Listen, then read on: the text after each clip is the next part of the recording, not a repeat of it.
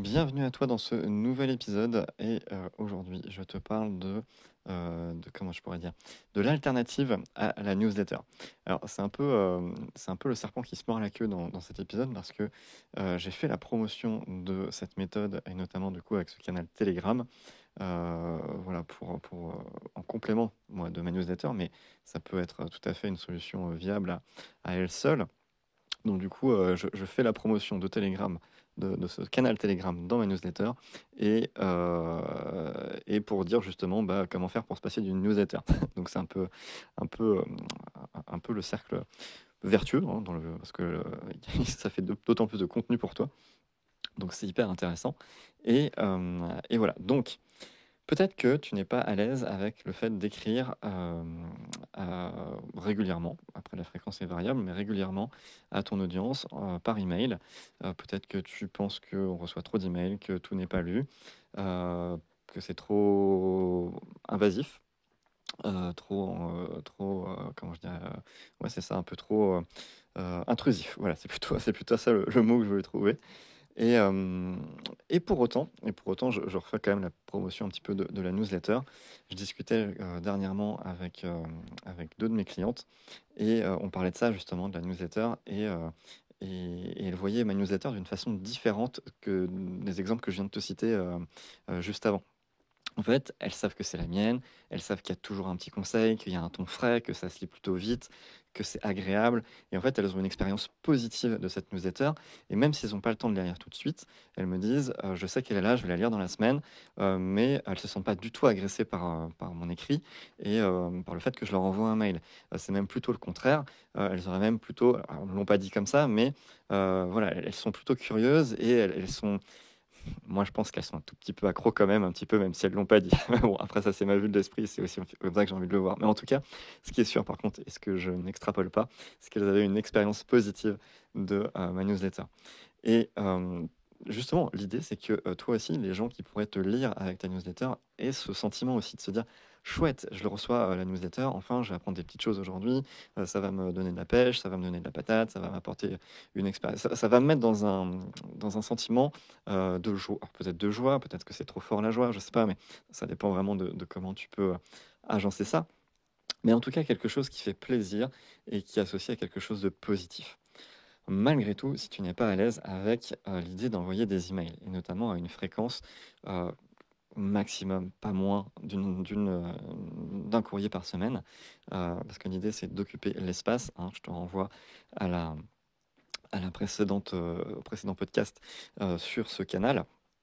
En fait, si tu mince, j'ai perdu mon fil. Si tu voilà, si tu n'es si tu voilà, c'était ça la fréquence. Si tu veux pas faire, moins, et bien, enfin, c'est au moins le minimum, on va dire une fois par semaine pour que les gens ne t'oublient pas. Justement, voilà, c'est ça, j'ai retrouvé mes petits.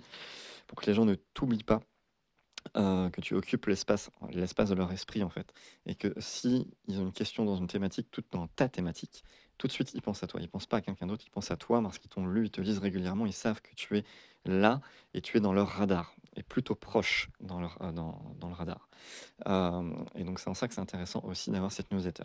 Mais voilà, j'arrive enfin au sujet qui nous intéresse aujourd'hui. Tu peux faire autrement qu'une newsletter.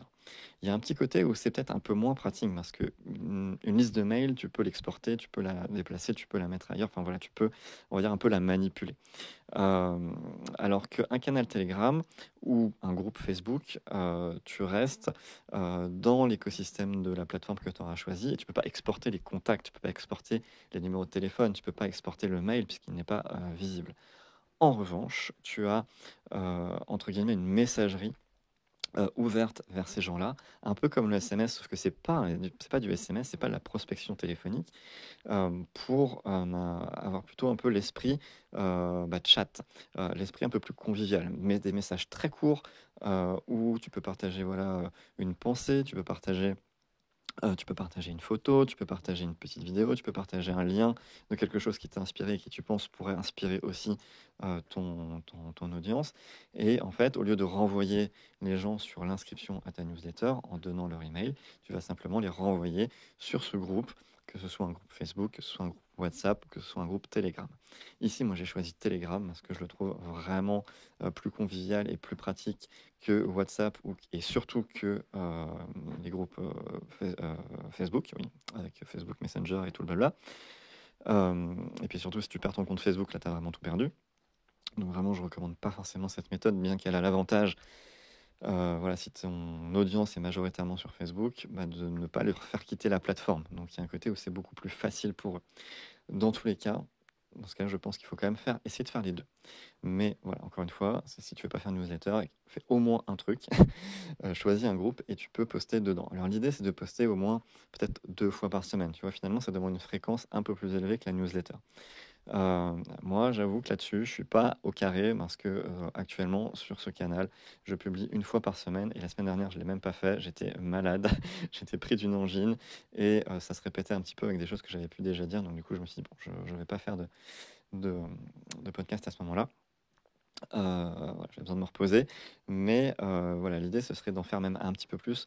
Et moi-même, j'aurais envie d'aller un petit peu plus loin avec ce canal Telegram et de l'enrichir encore davantage. Après, j'avoue que je remarque depuis que je le fais que les audios, les podcasts que je te fais, ils tournent déjà autour de 10-12 minutes, ce qui est déjà un contenu que j'estime intéressant déjà à consommer. C'est pas trop court, c'est pas trop long. Et j'essaye de délivrer vraiment un maximum d'informations. Donc toujours est-il que cette idée du canal, on va dire, on va l'appeler comme ça, elle te permet d'inviter les gens à y entrer sans leur demander leur email. Donc il y a un petit peu ce côté où, viens, la porte est ouverte, je te demande vraiment rien, juste tu rentres, tu vois si ça te plaît, tu restes, ça te plaît pas, tu t'en vas. Euh, et, euh, et il y a ce petit côté voilà, où on n'est pas en train de demander, on n'est pas dans ce truc de je te demande ton mail, est-ce que tu veux bien me le donner s'il te plaît. Il y a un côté peut-être plus d'ouverture, plus de liberté. Et donc, l'idée, c'est de pouvoir peut-être utiliser cette technique-là pour justement parler davantage directement à ton audience. Mais alors, c'est quoi l'intérêt pour ton, ton prospect d'entrer dans ce groupe? Eh bien, c'est que du coup, il est plus filtré par l'algorithme.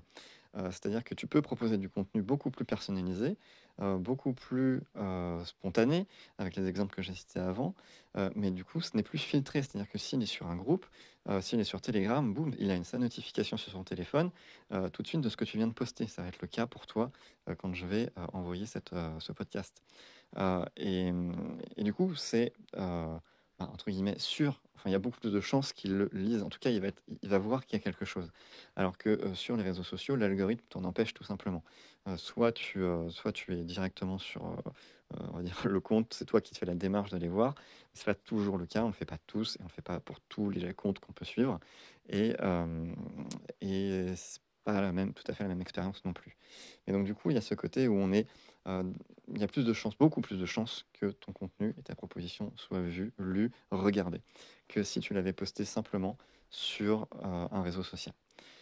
Donc c'est en ça que c'est intéressant aussi pour toi et pour ton prospect, ton audience, voilà, qui va pouvoir te suivre de façon plus assidue. Évidemment, l'idée, c'est pas d'envoyer 10 messages par jour, parce que du coup, ça va en faire trop. Il va y avoir un petit côté voilà, où ça va saturer. Ils vont se dire, mais pourquoi mon téléphone il n'arrête pas de vibrer? Donc il y a un petit côté où là, ce sera peut-être trop, justement. Euh, Après, je sais que sur certaines personnes aussi peuvent des fois avoir tendance à enchaîner quelques messages. Voilà, il est à une certaine heure. Voilà, en fait, ils balancent un petit peu leur contenu en 3, 4, 5 messages.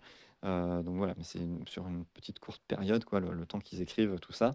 Et puis après, c'est tranquille jusqu'au lendemain ou sur le lendemain. Voilà, à toi de trouver ton rythme, mais c'est tout à fait possible de faire ça. Et c'est d'autant plus facile avec nos petits appareils qu'on a dans les mains aujourd'hui, puisque Telegram c'est une application, WhatsApp c'est une application. Il y a juste à créer un groupe, on peut le faire en quelques clics. Tu as le lien qui est disponible tout de suite, et c'est ce lien-là qu'il faudra partager sur tes réseaux pour rejoindre ce groupe-là. Et donc en fait, tu peux aussi cumuler newsletter et groupe. Du coup, moi, c'est ce que j'essaye de faire aujourd'hui. Où là, justement, cette semaine, j'ai envoyé une newsletter qui parle de ce canal Telegram pour que les gens qui sont abonnés à ma newsletter puissent se dire, tiens, je vais aussi aller sur le canal pour voir un petit peu ce que Yann propose et ce que Yann raconte. Euh, et Et inversement aussi, si j'ai que des personnes, enfin, si j'ai plus de personnes sur Telegram, je peux aussi leur proposer de s'abonner à la newsletter, parce qu'il pourrait y avoir aussi un avantage à être abonné. Je sais pas, peut-être une promo à un moment ou un contenu spécial que je mets que dans la newsletter. Voilà, pour essayer d'un peu de nourrir les deux en même temps et que les deux grandissent en même temps. Moi, aujourd'hui, quand j'ai commencé, j'ai mis pour avoir le lien vers le canal, il fallait s'abonner à la newsletter et donc me donner ton email pour avoir le lien du canal. Aujourd'hui, j'essaye un petit peu différemment, comme je viens de te l'expliquer précédemment. Et voilà, et puis j'ai observé les résultats et puis j'en tirerai mes conclusions. En tout cas, il n'y a pas de bonne ou de mauvaise méthode. L'idée, c'est de plutôt essayer, de voir comment ça marche, quel résultat tu as, de voir si ça te plaît aussi de faire comme ça, de laisser quand même un petit peu sa chance à tout ça et de quand même le promouvoir, parce que si tu le fais mais que tu le dis à personne qui a ce canal, c'est sûr qu'il n'y aura personne dessus. Donc voilà, se donner quand même aussi les moyens d'en parler et de voir aussi quel plaisir tu prends, toi, à utiliser ce moyen de communication.